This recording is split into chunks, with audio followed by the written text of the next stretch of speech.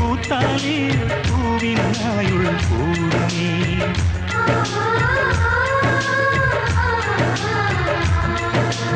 இரண்டு கண்கள் என்றாலும் பார்வை என்றும் ஒன்றுதான். உருவத்திலே தனித்தனிதான், உள்ளம் என்றும் ஒன்றுதான். ஒரு சேவல்தான் நடை காத்தது, இந்த அதிசயம் பாருங்கள், கண்ணனை வாழ்த்துங்கள்.